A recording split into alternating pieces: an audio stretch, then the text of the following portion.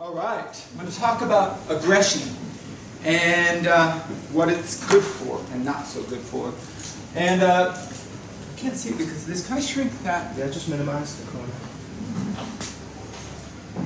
There's a lot of people involved in this meta-analysis. It's a really big meta-analysis. But I want to do a special call out to Nicola, and who's really organized this and kind of made this whole thing work and run this. There's so many moving parts, as you guys know, in the meta-analysis, and especially a big one like this. And Phil, who has been very responsive to my late night team chat requests about R.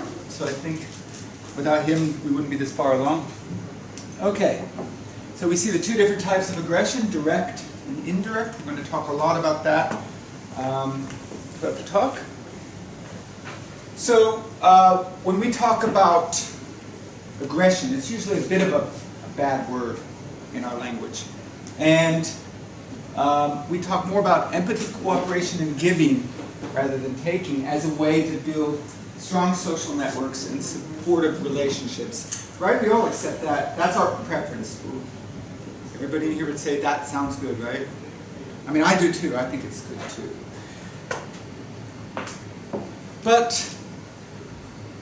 so that's kind of the mythology, right? Like, you know, we have to be cooperative, empathic. There's a lot of kind of suggestions that this may not always be the best path. At least in the case of kids that are seen as mean and aggressive, they often are popular, right? They're often seen as cool and liked, and you guys probably don't recognize these movies. Yeah. Oh, really? We're the old ones. Did you know that one, Emma? Did you know it, Emma? Oh. I'm just always doing an age checking to make sure I haven't referred to something like a Fred Astaire movie or something.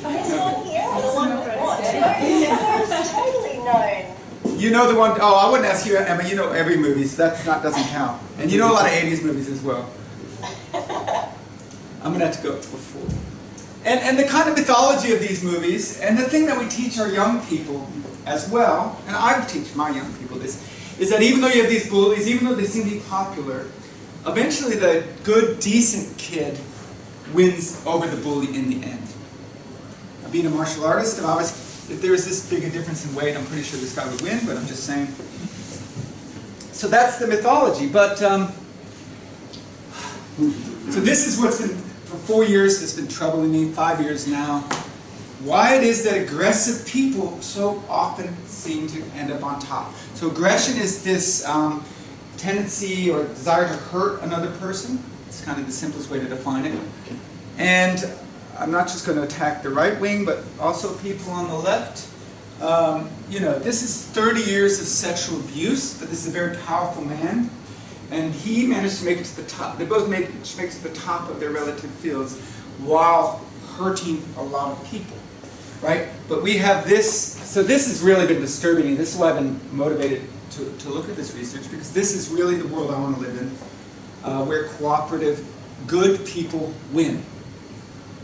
So this is a question of, you know, does aggression pay off? Does it help you to win? And there is some research to suggest that aggression has its benefits. You know, successful leaders are a little bit hostile. Antisocial youth are often viewed as fun, charming, prestigious, and popular. I had my own daughter say this the other day, that basically if somebody wasn't a bit aggressive, that they were, for some reason she equated that with being unattractive. She had a really good quote, but yeah, they just rule out nice guys, I think. I'm working on that. But everybody I'm talking to, and this is males and females, like, you know, there's something interesting about that. And, you know, so as somebody who identifies on the compassionate, empathic side, often characterized as stupid by the right wing, and libertards, as they say in America, like this idea that, you know, if you're a cooperative, empathic person, you're going to be taking advantage of people who don't play by those rules and be aggressive. So this is real. So I have a bias in this research. I want to show that aggression is really bad for everybody, but I'm trying to be open-minded and take an honest look at it. And if we get outside of human beings and we talk about animals, there's no sense in which aggression is seen as inherently good or bad. It's a way of establishing hierarchy and power, right? A lot of the research in psychology, however, when we talk about humans, treats aggression as a kind of maladaptive, maybe disorder, a sign of low self-esteem, a sign of frustration that's getting expressed, or maybe there's really bad modeling at home, aggressive modeling that is not appropriate at school, and so there's a mismatch between the niche at home and the niche at school. And maybe those are true, but there's also an argument for aggression having a function, a benefit, having a purpose. And so the main question we had, and there's the other side, cooperation. I just want to let you know that that's still there. There's another, I think, relevant aspect of aggression, which is its signaling function. So I'm just going to draw your attention to this because I expect to get gender differences. So the idea is, in an earlier paper we talked about this. I'll just show you. This is actually, I'm not going to show you this graphic. It's got too much going on. I was thinking about not showing you. We found previously that antisocial and aggressive youth tended to not be so much liked within their own networks. So boys and girls within girls. So, and the argument was that they were kind of, it was more inter-individual competition. So an aggressive person trying to dominate you particularly. But we found that they were liked by the opposite sex. So antisocial females were liked by males more. Antisocial males were liked by females more. Early on there was a preference, and we suggested this was a signaling function, that it signals power and status and has some benefits opposite sex research. So this is why I'm expecting maybe some gender effects in this, and I'll show you what we did find. But just to skip this busy graph, I just summarized it. Just to show you, just to talk about a downside of aggression. It's pretty clear in the literature and in this study as well. So always the two bars on the right are the kind of aggressive subgroups. And higher numbers here are bad. So you can see that aggressive people tend to have worse mental health. Not so bad for, it doesn't look so bad for males though. Males seem to get away with a bit more. And here, again, lower self-esteem. So generally, these are lower. So there's a pretty consistent cost in terms of mental health and self-esteem. Not necessarily social self-esteem, just to kind of, we can talk about that later, Herb, just think of you, but like, so we did a meta-analysis, and what we're interested in is what is the link between aggression and different ratings of different types of peer ratings, right? So a lot of these studies, they assess aggression in various methods, and then they will ask peers, who do you like the most? So that's sociometric liking. Who do you dislike the most? Who is the most popular? Right? So, and just write down all the kids who are the most popular, and then write down all the kids that are the least popular. So this is the sociometric peer rating. So this is views from the peers' perspective. So it gives us a sense of, you know, how do the peers respond to aggression? And there's lots and lots of categories you'll see. It was a very big meta-analysis, 1,130 effects and over 203,000 participants. So it's a huge study looking across all this literature, which is a bit of a mess, and thank goodness we had Nicola to kind of sort it out. So how did we look at this? So this is with a lot of guidance from Phil. We decided to do Bayes multi-level analysis. So there were certain benefits to Bayes.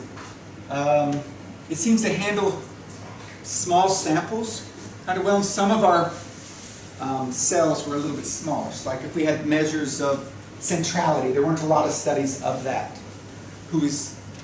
Or coolness, there weren't a ton of coolness studies, but there were lots of studies on likability, popularity, those kinds of things.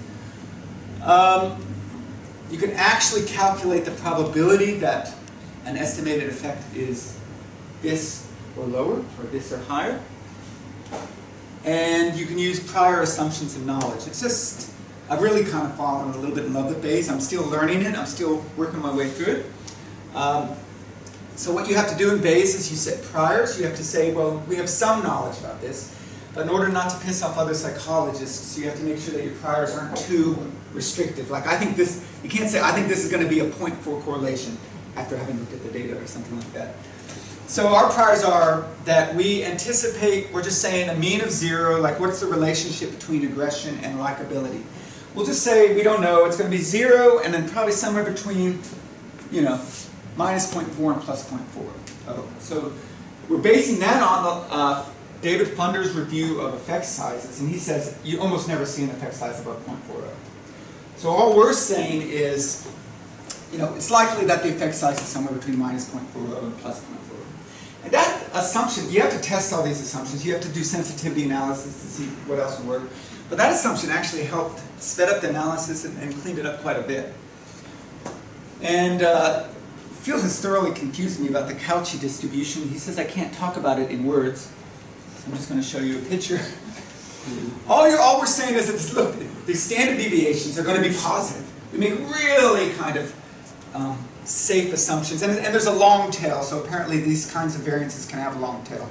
But it's a very flexible, they're not really restrictive assumptions, but they limit the universe in a reasonable way. So we have multi-level data. So we have those 207,000 participants. They're nested within a sample, so a study could have multiple samples like grade 8, grade 9, grade 10. So a study is nested within samples, nested within participants, 3 levels. Okay, so you guys ready? So I'm going to break down the effects into 2 kind of categories. So you know the Machiavelli quote, it's better to be feared than loved? Yeah? So we have kind of, I'd say on the fear side is prestige, popularity, those kinds of indices. I'm going to show you those first. And on the love side we have more, well, it's not really love, but friendship, liking, more like things that are about, you know, liking a person versus respecting this person. Okay, so we'll start with the prestige indices now. So can everybody see that? So I would say these are all considered upsides of aggression if they're significant, right? And what you can see from this, so popularity preference, so this drives me crazy. So what researchers have been doing in this field have been taking different scores between highly popular and highly unpopular, subtracting those 2. And they do it with liking as well. Who do you like the most, who do you like the least, and then you subtract the 2 and you get a score. The problem with this approach, this is general in psychology, guys, but the problem is that people can be liked and disliked. So you virtually eliminate those people that are ambivalent, right? People can be popular and unpopular theoretically. And in all of psychology, I think you should just, let's get rid of difference scores altogether. Like, you know, subtracting depression from joy doesn't work. They're barely correlated, believe it or not. You know, there's a behavioral activation, behavioral inhibition system. These systems can, they're not independent, but they're separate enough that you wouldn't want to combine the 2 and sum to get somebody's affect. So just, definitely in the world, social world, people can feel quite ambivalent towards you. They can feel both positive and negative.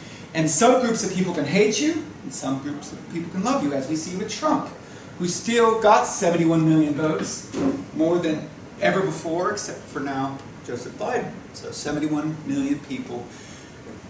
I've been going through a lot this last week, but I feel like I'm on the other side. And we'll actually talk a bit more about Trump. I'm trying not to be political.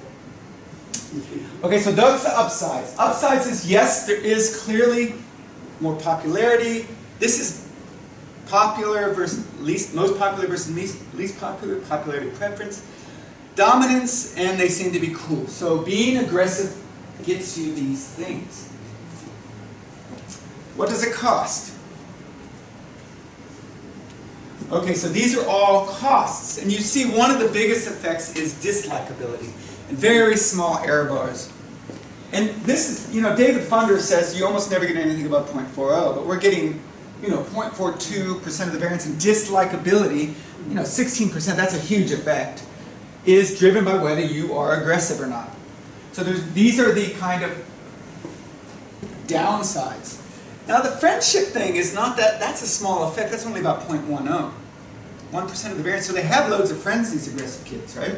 Just like Trump has loads of friends. Or Harvey Weinstein. I'll try and pick somebody from the left and the right so as not to offend somebody. And you can see social preferences here, which is likability minus dislikability. Again, so being aggressive, about 0.30. Let's put all the effects together. So we'll put together the pros and the cons together. So this is everything together.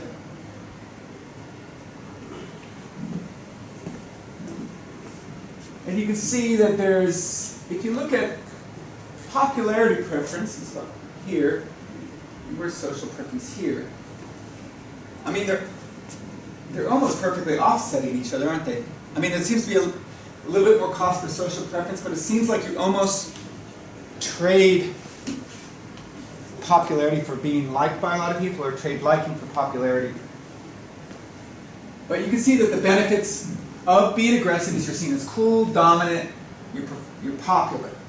But you are not liked, you tend to be disliked, you tend to have slightly fewer friends.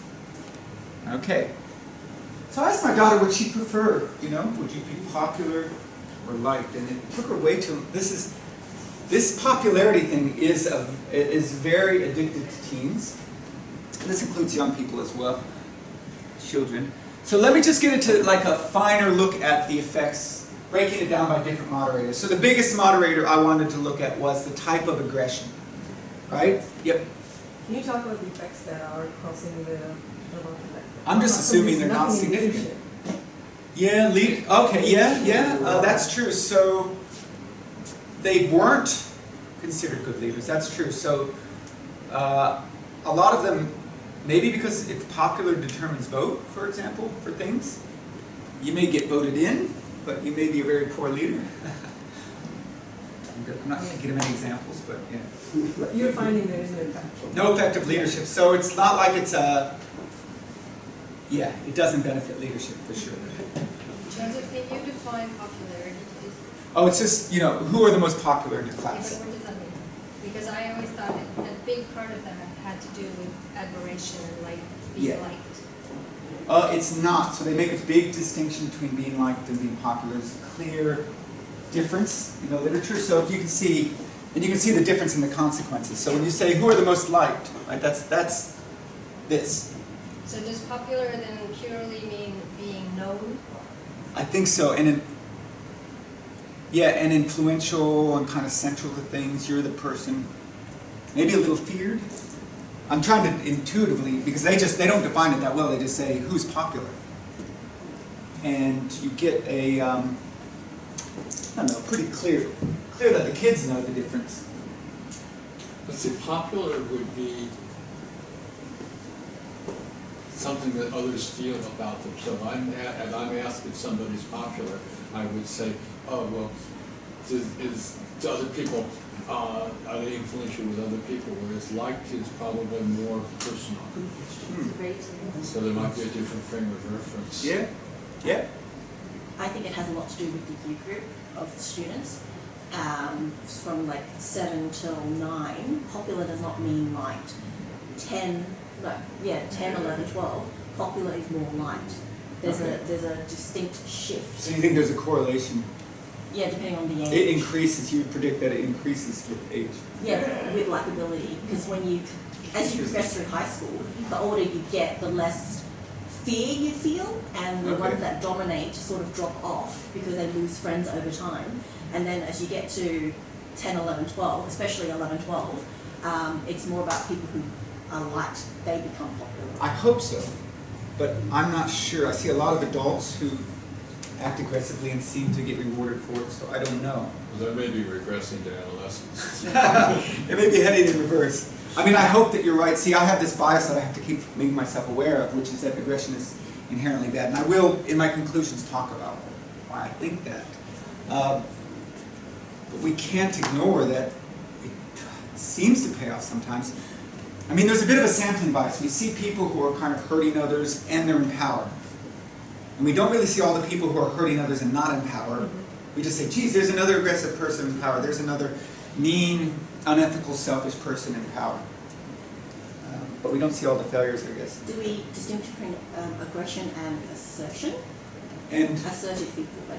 no, this is just, it's defined as wanting to hurt somebody else. So, yeah, that's an interesting meta-analysis. Following up on that, it would seem to me that there's lots of these psychological constructs, so that taken in isolation, it may or may not be a good thing. But having the flexibility to have it in your arsenal of tools to use when appropriate. And maybe that's assertiveness, or maybe it's aggression in a relatively few cases where it's appropriate. Yeah. Yeah, I wouldn't say anything from a functional person who stands up for themselves when they have to. That's assertive. Aggression is that added thing of wanting to hurt somebody else. And we can't deny that this is something that people do. They enjoy hurting others. So we just need to, I think we just need to acknowledge that. And look at its function. If we look at how it works for them, then if we want to live in a society where that happens less, then we need to actually restructure things, as JMR has been doing, so that aggression is less reinforced. That's how you define aggression, and distinguish it from assertiveness. But you're looking at what hundreds of thousands of people think is a distinction as well. Yeah, that's true. Yeah. So just looking at, I'm going to show you a couple of moderation analyses. I want to talk about some implications and get people involved in the conversation. So we looked at, the main moderation I thought was going to be with type of aggression. And so we got 4 different categories. There were people, Herb is always complaining about this, and I agree with you, that people don't always define their constructs very well. They mix things together, makes it really hard to separate. But there were people who had separated the two, direct and indirect aggression. Then we got mixed where they used, the scale had both in it. And then we just had, how many, is this person a bully? So we don't know. Like they could be bullying by gossiping, so we just said, called it this. And there wasn't much going on for liking. So the main idea is that direct aggression is much less socially effective. It's blatant, everybody can see it, everybody knows what you're up to. So social preference, that didn't hold, but if you look at popularity preference, you can see that basically young people who use direct aggression were not more popular. But everybody else was. So indirect aggression is like gossiping, pitting people against each other. Direct aggression is like fist fighting, punching. So now popularity preference, as I said about, is popular minus unpopular. So you can try and isolate the popularity. Some of the studies had popularity, not popularity preference. It looks like the same trend is there, but it's not as clear. But still, direct aggression seems to not do as well, not be significant. Okay, now this is the female hypothesis. Now I'm still doing the analysis, so but this is the only one that I'm starting to see, and this was whether they looked at the sample was, who's popular, and I was just asking all girls, so it's all girls. Who's popular in your girl group? Who's popular in the boy group? Or both, it was like a mixed group. And this is another thing that drives me crazy. You can't really mix it because these are different hierarchies. These are different kinds of things. But if you look at, the effect is significant for when we talk about mixed groups, boys and girls, but not significant when it's either males or all females.